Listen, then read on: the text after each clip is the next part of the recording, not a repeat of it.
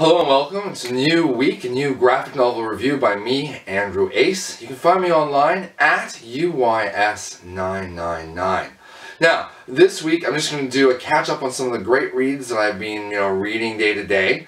But I have to start with a note that in my best of Leinil Francis Yu review, I did leave out a book, and that is Ultimate Wolverine versus Hulk. I always actually get that backwards and say Ultimate Hulk versus Wolverine, but Ultimate Wolverine versus Hulk. The neat thing about this book, apart from obviously amazing art by Leinil Francis Yu, is Damon Lindelof. Am I pronouncing that correct? Damon.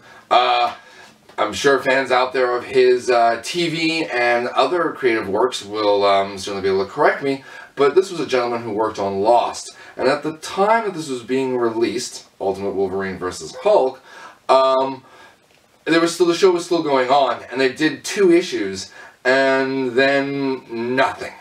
I mean, like, nothing for, not months, not even a year, years. It kept on showing up and being solicited for in Diamond Magazine, which is how comic book stores get their comics in, but it never showed up and kept on not showing up until finally, and this was only a few years ago, the last couple issues came out. The thing is, actually, phenomenal read, definitely well worth picking up in the graphic novel. So if you're a new reader and you haven't been kind of, tainted by that, oh man, I have to wait 5 years between issue 2 and 3, you're going to really enjoy this story.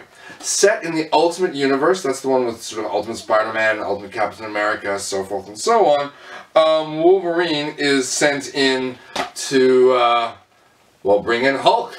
And pretty much everything that ensues, which does involve, as you can see from the cover, Wolverine getting torn in half, which is rather interesting given his skeletal structure. But we are talking about the Hulk, and not exactly spoilers to say Wolverine doesn't die from that.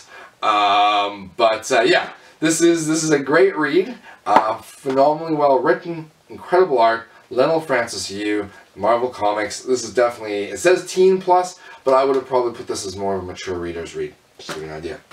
Okay, so some new books that aren't new books, but I've just been rereading in this case.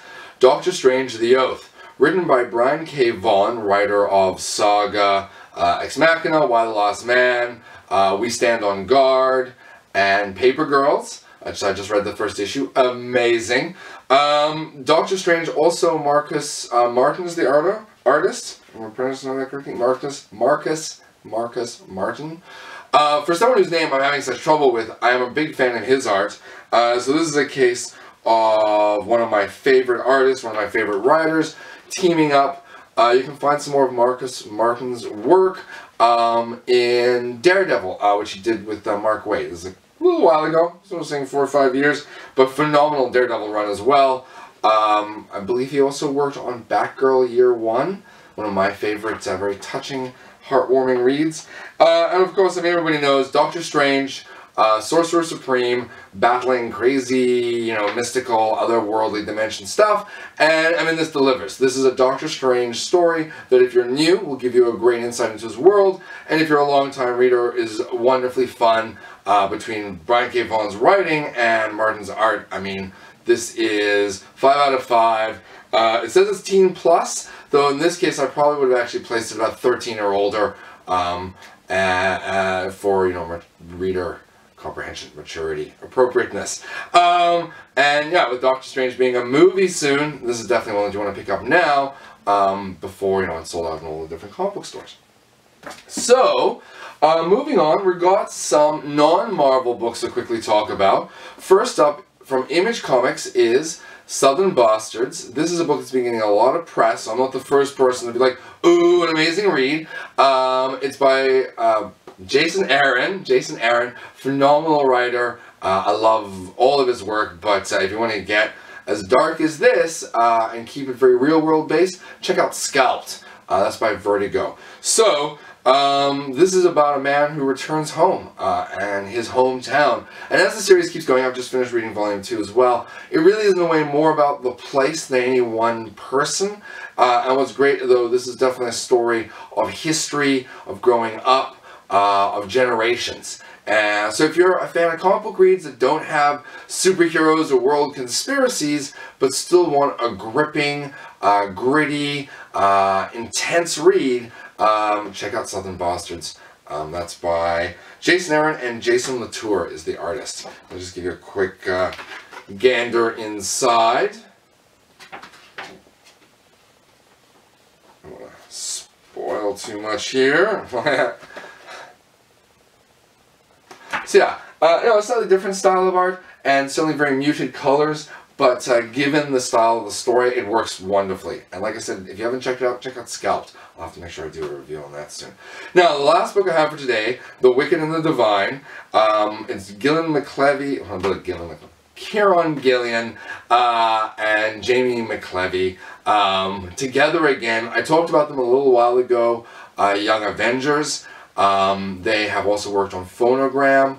I didn't actually realize they've been quite the creative team together. I mean, they both have done other work. Kieron Gillen's done a lot of writing for Marvel with Journey into Mystery. It's like something 1,000 blanks. I'm pretty sure I want to say Invisible Iron Man, but Thor, X-Men's, maybe it wasn't Invisible Iron Man. That was Matt Fraction. Maybe he didn't come in and replace that. I'm not sure. He's certainly, while I was working at a comic book store, was appearing on more and more Marvel titles, first sort of writing with other creators, then on his own.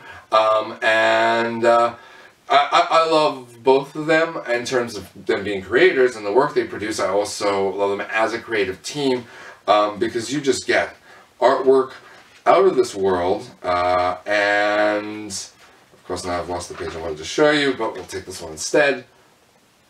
They really have some interesting approaches, or they take an interesting approach to their paneling and storytelling techniques. They're also, when I want to say heavily Britpop, I'm probably feeling their Phonogram influence coming through. But these are people, these are two creators who definitely love their music, definitely love their pop culture, and it shows through in a way that makes the comic book more than simply a story about, in this case, gods who return to Earth every 90 years but only get to live for 2. It's a little gruesome. And they, this is their story, and how the world reacts to them, and, they're basically treated as pop stars. But this is a reoccurring phenomenon, so it's not, unheard of in the world. It's a very interesting, story and approach to kind of our celebrity culture and, how we deify certain individuals in it. So, Kieron Gillen, Jamie McKelvie, I apologize if I'm pronouncing anyone's names incorrectly. Image Comics. This doesn't come... Oh, it says, yeah, rating mature, which I pretty much agree with. They don't really pull any punches on this. Though, I just say, if I was 16 or 17, this is exactly what I want to be reading. But as a parent, maybe that's not what you want to be handing your kids. Now you're informed. But either which way, it is a phenomenal read. I've got volume 2, definitely worth checking out. Worth checking out anything that they've done. So guys, that's my 4 graphic novels that I've just reviewed for you today. You can find me online. I'm Andrew Ace. I'm at UYS999. I also create my own comic books. You can check it out www.uys, that's my last name, Faber, which is FABER.com. So www.acefaber.com. And as always, love comments. Please, I hope you guys will share some of your recent reads, some books maybe you'd like to see reviewed. Well, I will see you again next week. Take care. Bye.